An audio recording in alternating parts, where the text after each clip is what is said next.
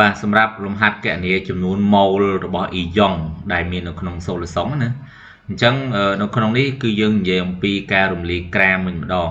ហើយដំបូងឡើយគុនឃើញលំហាត់ទី29ហ្នឹងគេឲ្យយើងសរសេរសមីការបំបែកជាអ៊ីយ៉ុងនៃសារធាតុក្នុងទឹកណាហើយកាល់ស្យូមក្លរ៉ូអំបិលរលាយក្នុងទឹកអញ្ចឹងបំបែកទៅបានដូចជាអ៊ីយ៉ុងកាល់ស្យូមនិងអ៊ីយ៉ុងក្លរអញ្ចឹងទៅណាថ្លឹងសមីការហ្នឹងកុំភ្លេចរឿងថ្លឹងសមីការដល់ពេលយើងមើលក្នុងខ្ទង់អក្សរខគេឲ្យគណនាកំហាប់ជាម៉ូរបស់អ៊ីយ៉ុងប៉ុន្តែក្នុងការគណនាកំហាប់ជាម៉ូអ៊ីយ៉ុងហ្នឹងគឺកុំភ្លេចមិនមែនគណនាកំហាប់មកអ៊ីយ៉ុងសរុបអីទេណាមើលច្បាស់ផងអញ្ចឹងយើងនៅតែប្រើរមុន C ស្មើ n លើ v ដដែលហើយយើងមើល vs គឺយើងយកតាម v របស់ទឹកណាអញ្ចឹងកន្លែងហ្នឹងគុណយកប៉ុណ្្នឹងចុះប៉ុន្តែដោយសារតែចំនួនម៉ូលយើងអត់ស្គាល់យើងទៅមើលអំរាប់ណាអីដែលគេប្រាប់គឺគេប្រាប់ម៉ាស់កាល់ស្យូមក្លរ៉ូហើយអញ្ចឹងយើងអាចស្គាល់ម៉ាស់ម៉ូលរបស់កាល់ស្យូមក្លរ៉ូមានន័យថាយើងអាចទៅរកចំនួនម៉ូលរបស់កាល់ស្យូមក្លរ៉ូបានអញ្ចឹងហើយយើងតាមសមីការមកវិញមកពេលនោះយើងអាចស្គាល់អំពីចំនួនម៉ូលរបស់អ៊ីយ៉ុងកាល់ស្យូមអញ្ចឹងពេលស្គាល់ចំនួនម៉ូលអ៊ីយ៉ុងកាល់ស្យូមអញ្ចឹងយើងអាចរកឃើញចំនួនម៉ូលរបស់អ៊ីយ៉ុងក្លរផងដែរអញ្ចឹងចុងក្រោយយើងសរុបមកវិញមកព្រោះលំហាត់ហ្នឹងគេចង់ឲ្យយើងគណនាកំហាប់ជាម៉ូលរបស់អ៊ីយ៉ុងបាទអ៊ីយ៉ុងណាអញ្ចឹងមិនមែនឲ្យរតែមួយទេអញ្ចឹងយើងបានចំនួនចូលមកកុំបូកចូលគ្នាណាមិនមែនយកកំហាប់ទាំងពីរនឹងបូកចូលគ្នាមានតែរកកំហាប់អ៊ីយ៉ុងនីមួយដែលមាននៅក្នុងសូលីសុងមួយនឹងបាទហើយទាំងអស់ហ្នឹងគឺចុងក្រោយកុំភ្លេចសរសេរដូចនេះផងគាត់ណាបាទដល់ពេលគុណមើលទៅលើសំណួរបន្ទាប់គេឲ្យយើងសរសេរសមីការបំបែកជាយ៉ុងដដែលតែយើងនិយាយរឿងអាឡុយមីញ៉ូមសលផាតវិញណាតកតងvớiអាឡុយមីញ៉ូមសលផាតហ្នឹងដូចគ្នាដែរមានថាសំណួរនេះវាស្រួលត្រង់ថាគ្រាន់តែយើងសរសេរសមីការបំបែកមកហើយរឿងរបស់វាហ្នឹងគឺគេឲ្យខ្លួនឯងធ្វើការគណនាទៅលើកំហាប់សំទោសគណនាចំនួនម៉ូលរបស់អ៊ីយ៉ុងណាតែអ៊ីយ៉ុងហ្នឹងគឺអ៊ីយ៉ុងមួយសិនអត់ទាន់សរុបចូលគ្នាដល់អក្សរកូមកគេឲ្យយើងសរុបចូលគ្នាអញ្ចឹងកន្លែងហ្នឹងគឺបំរាប់យើងមានស្រាប់ហើយអត់អីទេអញ្ចឹងយើងគ្រាន់តែ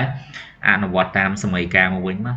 អញ្ចឹងគ្រាន់តែតាមសមីការចំនួនម៉ូលរបស់អាឡុយមីញ៉ូមអញ្ចឹងស្មើនឹង2ដងនៃអាឡុយមីញ៉ូមសលផាតយើងបានប៉ុណ្ណឹងចុះគុណនឹង2ហើយមិនសេតែបញ្ជួបានណាហើយដល់ពេលចំនួនម៉ូលរបស់អ៊ីយ៉ុងសលផាតហ្នឹងគឺស្មើប៉ុណ្ណឹងយើងក៏សរសេរបញ្ជួដែរបាទតមកដូចនេះមួយទៀតសិនណាហើយមកកុំភ្លេចរឿងដូចនេះគាត់ណារឿងដូចនេះគឺកុំភ្លេចសោះកន្លែងហ្នឹងបន្ទាប់ពីយើងបានចំនួនម៉ូលរបស់អ៊ីយ៉ុងទាំងពីរនឹងហើយបន្តមកទៀតយើងធ្វើការសរុបចូលគ្នានៅក្នុងអក្សរកូប៉ុន្តែនៅពេលប្រឡងអីកុំភ្លេចរឿងពីមួយខ្ទង់ទៅមួយខ្ទង់គឺកុំភ្លេចរឿងអានប្រធានអស់អត់មានសរសេរបន្លំទេណាអានប្រធានហើយចាំយកវាមកសរសេរច្បាស់មកអញ្ចឹងម៉ូអ៊ីយ៉ុងសរុបគឺយើងសរុបអ៊ីយ៉ុងដែលមាននៅក្នុងសូលីសុងដែលទទួលបានពីការបំបែកអំបិលនៅក្នុងសូលីសុងទឹកហ្នឹងអញ្ចឹងបំបែកបានប៉ុណ្្នឹងមកហើយយើងសរុបចូលគ្នាមកអញ្ចឹងយើងកុំភ្លេចចុងក្រោយបាទដាក់ដូចនេះផងបាទកុំភ្លេចរឿងដូចនេះបាទសេចុងក្រោយកុំភ្លេចដូចនេះឲ្យបានត្រឹមត្រូវវិញមកបាទមួយទៀតយើងទៅនិយាយរឿងបើសិនជាក្នុងលំហាត់មួយនេះគេឲ្យយើងរកចំនួនម៉ូលរបស់អ៊ីយ៉ុងដែលមាននៅក្នុងសូលីសុងហ្នឹងអញ្ចឹងនៅក្នុងនេះគ្រូដាក់3បាទមាន3ហើយនៅក្នុងទម្រង់3នេះគឺចង់ផ្ដោតទៅលើចំនួនម៉ូលអ៊ីយ៉ុងទាំងអស់ហ្នឹងប៉ុន្តែនៅក្នុងលំហាត់នេះ3ឯ